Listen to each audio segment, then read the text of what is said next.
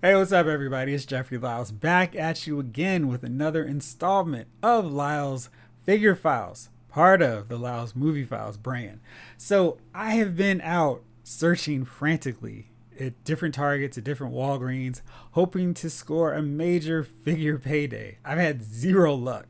I've seen lots of friends in the area come back. Hey, look, I've got the Breaker from G.I. Joe Classified series.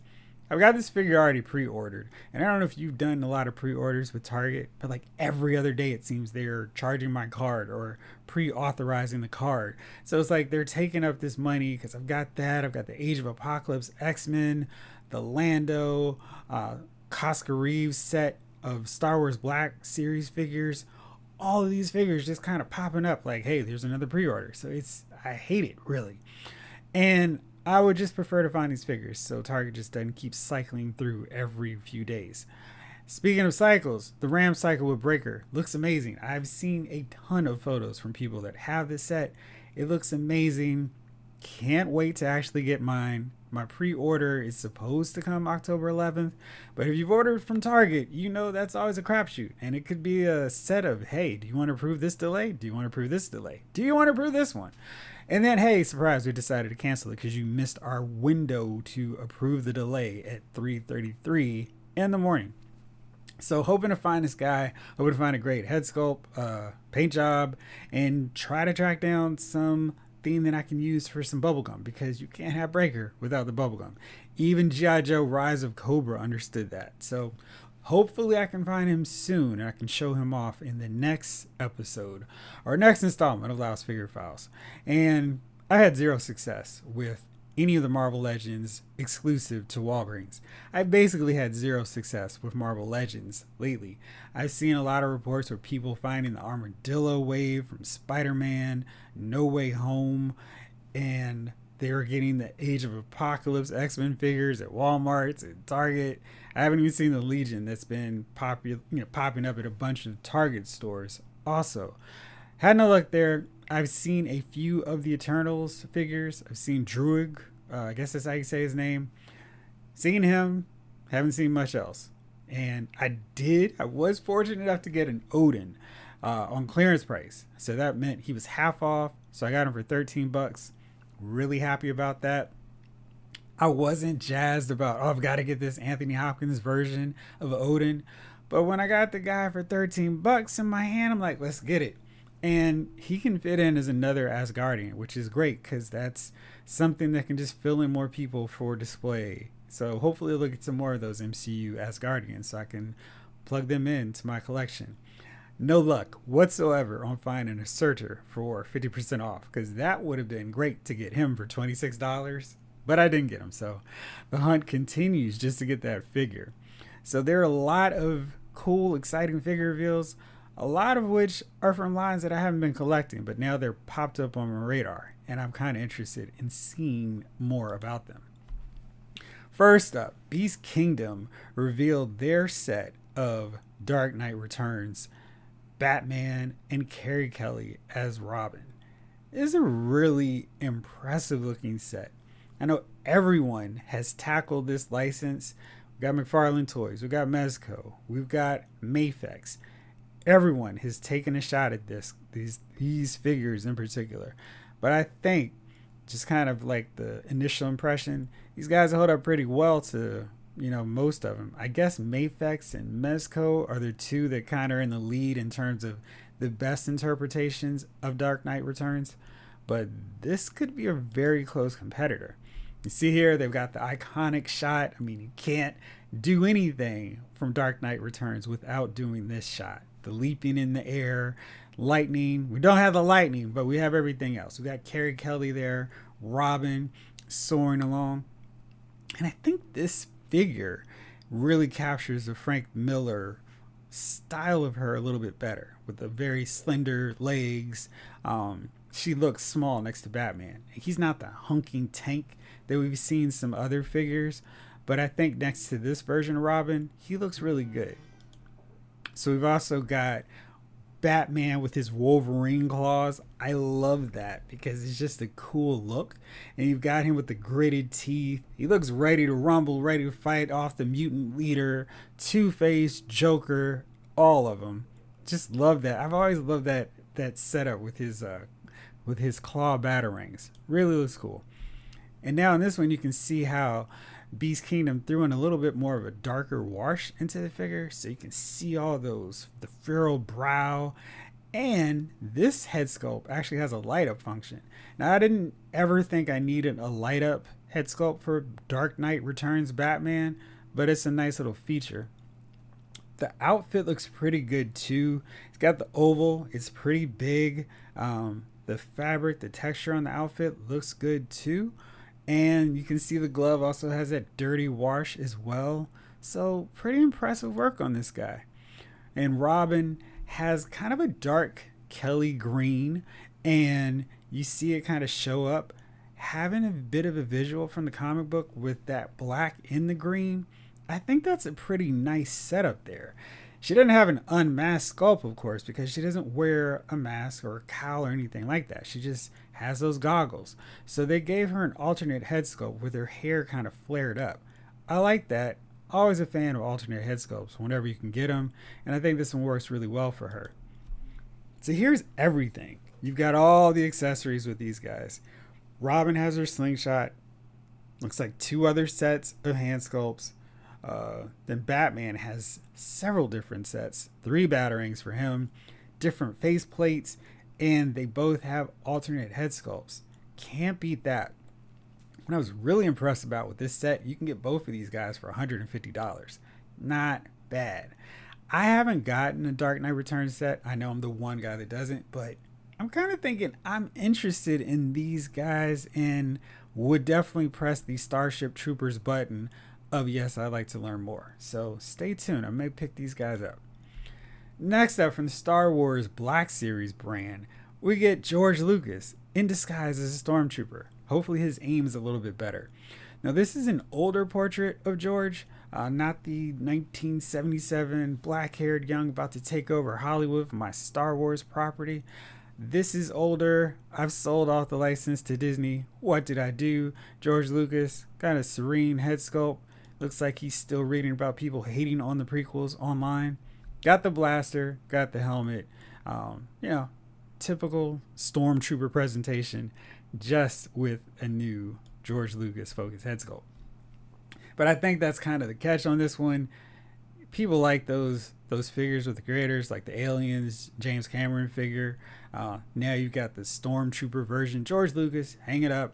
50th Lucasfilm anniversary package decoration. I kind of feel like this is one of those deals where even if you're kind of on the fence, a lot of Star Wars fans are probably going to get it. It's just that price point that's a little bit tricky. It's $26.99. If you get it at Target, maybe it's $26.49, but that price for one figure, even as cool as George Lucas as a stormtrooper is, I don't know. I feel like we're kind of at that point where a lot of people are going to hold off hope that a figure will go on clearance. I know we weren't expecting those Marvel Cinematic Universe, the Happy Hogan and Iron Man and the Sutter and Odin to go on sale. But I think if we're going to see more clearance drops, I think we're going to see a lot of people just wait and say, no, Target, you blink. I'm going to wait until this sucker goes on clearance. So yeah, nice looking figure. I don't know if I'm going to buy it for just about $30 though. So from Pure Arts, we have figures based off of this really exciting looking PlayStation 5 game, Deathloop.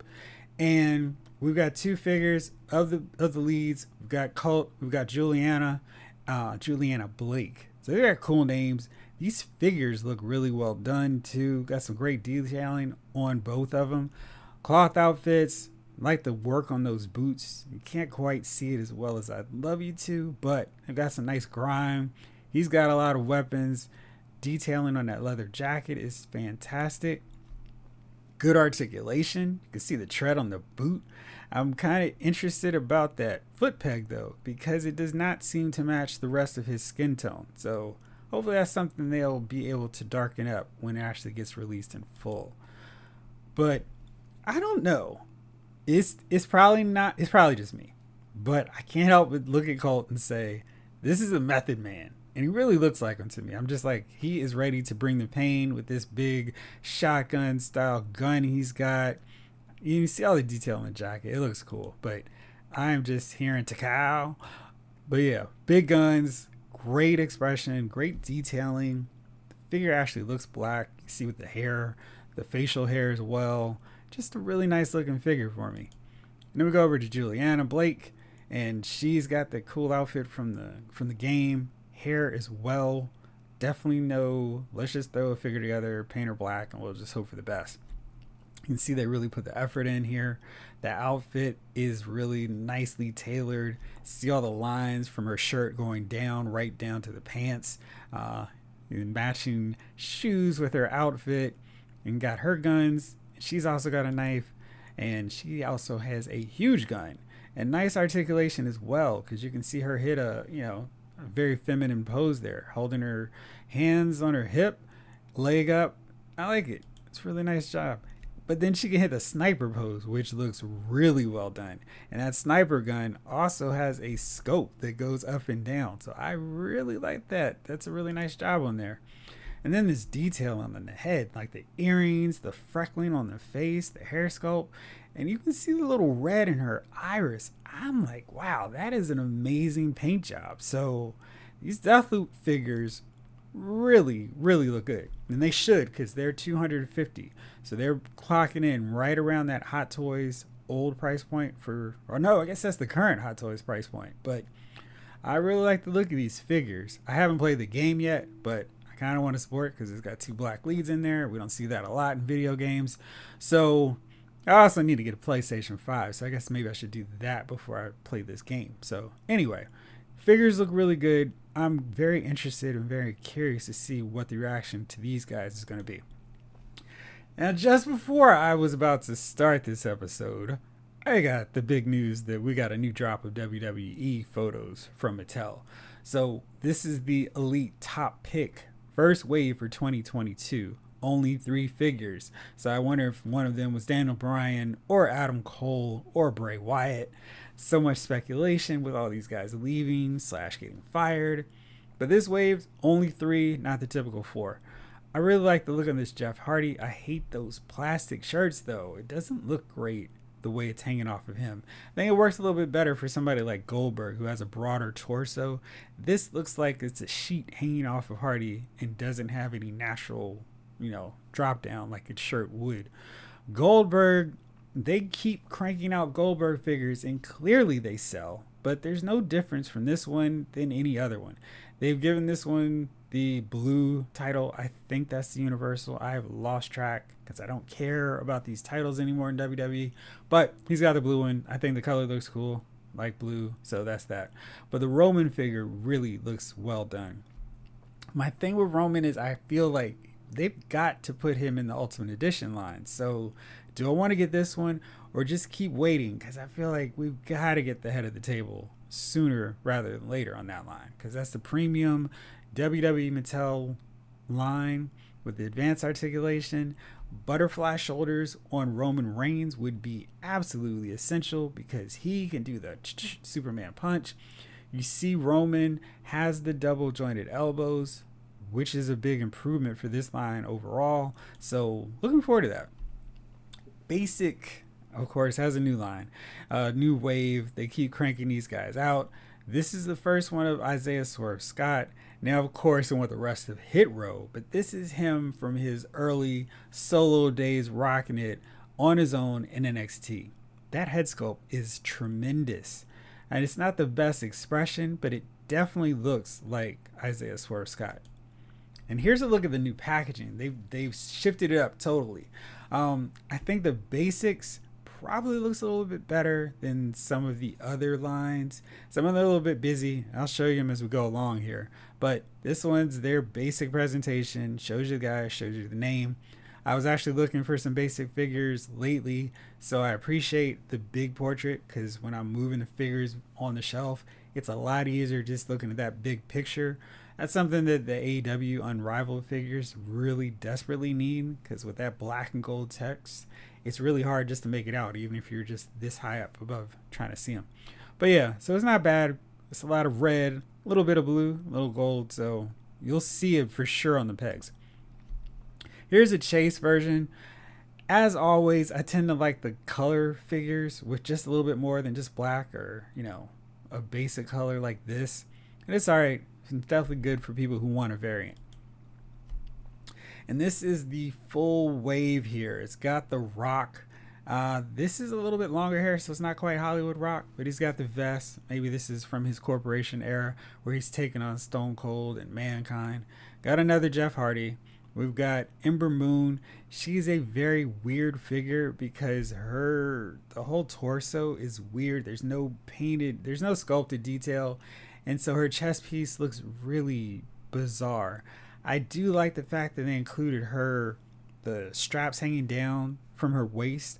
That's nice to see in a basic figure because we don't always get that little bit of attention to detail with those. And it's a nice head sculpt, but it looks a little bit tiny, as you can see. And then the Elias experiment is all over, and this guy is just here. But, whatever. These are basic figures for people who just want to put their figures on the shelf and leave them alone and never try to pose them, because that's all you can do with these basic guys now. Here's a look at Elite Series 89. And this one is filled with some really nice figures. I think with the way this is set up, I'm probably going to get more than half of them, which is a switch for me. So, of course, I'm getting a flashback Sergeant Slaughter figure. So, team up with my Colonel Mustafa. Damian Priest is a favorite of mine since way back when he was in ROH. And then he started having great banging matches out in NXT. Drew McIntyre's got his kilt and sword. I think that may be enough for me to go with the upgrade here. Got a new Nia Jax with the women's tag title. That's kind of cool. Bobby Lashley in Hurt Business attire, which is now again relevant thanks to the reformation of the Hurt Business. Definitely going to get him, to capture the era of Lashley.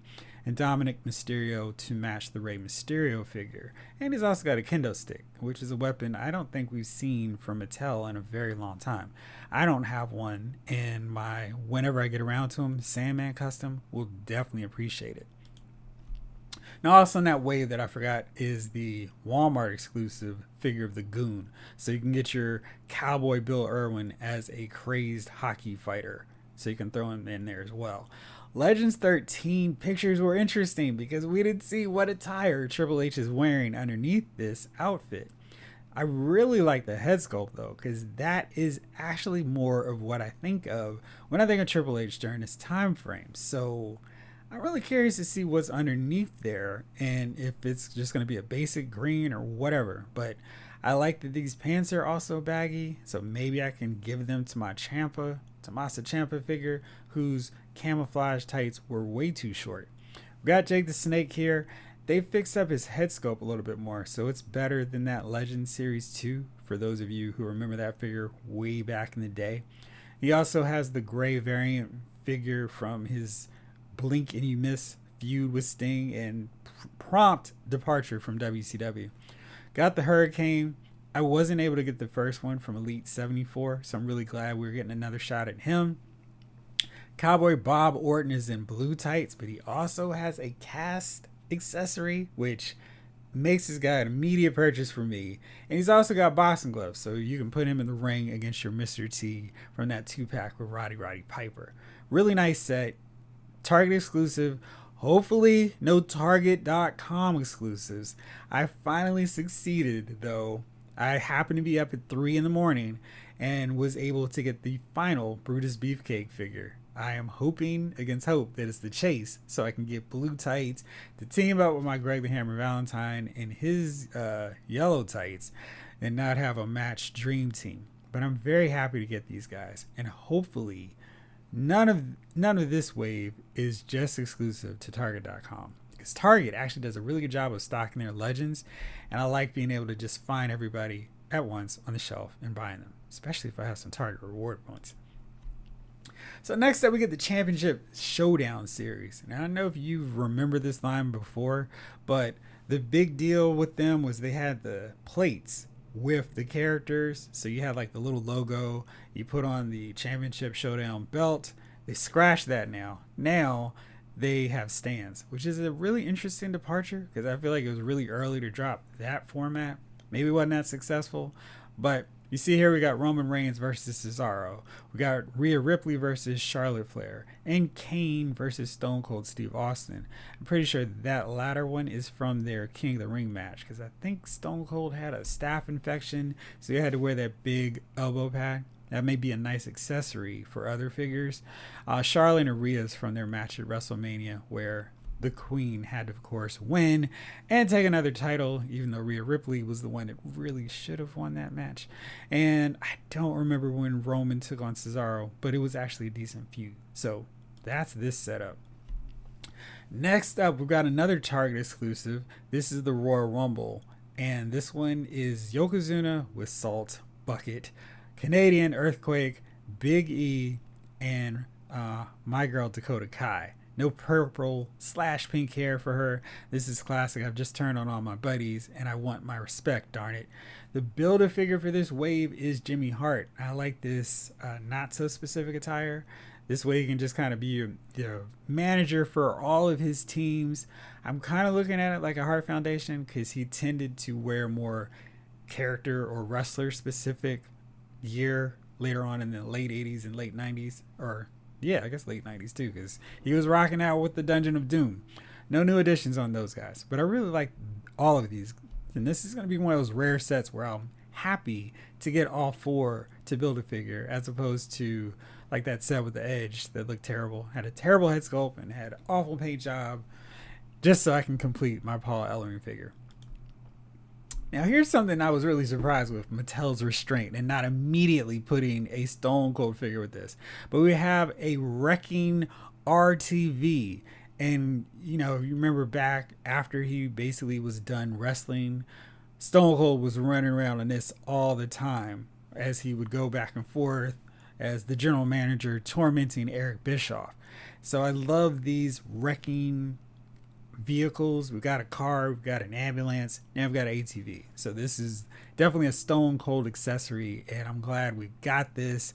I need to pick up these other ones because they're just sitting around in my Targets, and I don't want to be at that point where I forget to get it, and then I look up and it's like, oh shoot, now it's $70. What was I thinking? So really like that. So some good reveals from WWE.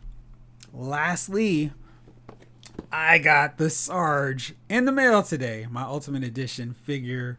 Really excited about this guy. I was hoping that I would get a good version of Sergeant Slaughter. I haven't even opened this. So, yeah. I really think this is a cool figure. It's got that LJN style packaging.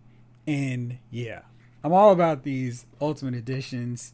Sarge also has the butterfly shoulders, and he's got all of his cool stuff. And then for those of you in the know, it's got all these little Easter eggs for the good folks at Mattel who put these great figures together for us. So that's it. Look on the site. I'm going to put all the full gallery of the WWE figure reveals from today up. And I'm going to have a few more reveals and figure reviews. So also, I just put up my review for No Time to Die, the latest James Bond film. Have some thoughts about that. But at some point, I'm going to break down what I hope we can finally get a 6-inch line of James Bond figures. Because if any long-term license needs it, it's James Bond. So hopefully I'll have that up soon in a few more days. Look for that. But thank you as always for listening, and thank you for watching. This episode of Lyles Figure Files has been filed.